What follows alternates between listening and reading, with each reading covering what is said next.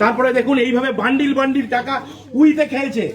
আজকে কর্পোরেশনের অফিসাররা এসে যখন পরিষ্কার করতে বলেছে, তালা ভেঙে এই পার্টি অফিস, দেখুন দেখুন নেতৃত্বের পার্টি অফিস, তারা এখানে এইসব হোর্ডিং ব্যানার এবং এই বাক্স দুটি রেখেছিল। আজকে এখানের তালা ভেঙে এখানকার কর্মচারীরা, এখানকার সাফাই কর্মচারীরা, এখানকার অধ্যাপকদের অনুমতি নিয়ে এগুলো উদ্ধার করেছে। আপনারা দেখুন কি পরিমাণ টাকা, 100 টাকা 500 টাকার বান্ডিল উই পোকায় খেয়েছে। এই টাকার উৎস কি আমরা জানতে চাই। এই টাকা কারা? দিনের পর দিন এই কলেজে যারা দুর্নীতি করেছে, এই কলেজে যারা দিনের পর দিন ধরে দুর্নীতি করেছে, এই কলেজে দিনের পর দিন যারা টিচিং স্টাফদের ঠকিয়েছে, প্রফেসরদের সঙ্গে গুন্ডামি করেছে, তাদের প্রত্যেকের টাকা এটা।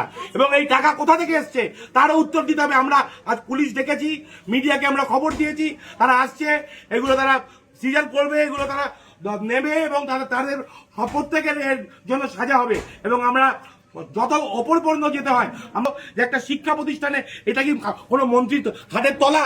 আপনারা ভাবুন, লজ্জার বিষয়। একটা শিক্ষা প্রতিষ্ঠানে এইভাবে টাকা পাওয়া যাচ্ছে উইতে খাওয়া। সুরেন্দ্রনাথ কলেজের পেছনে জিমনাসিয়ামের সামনে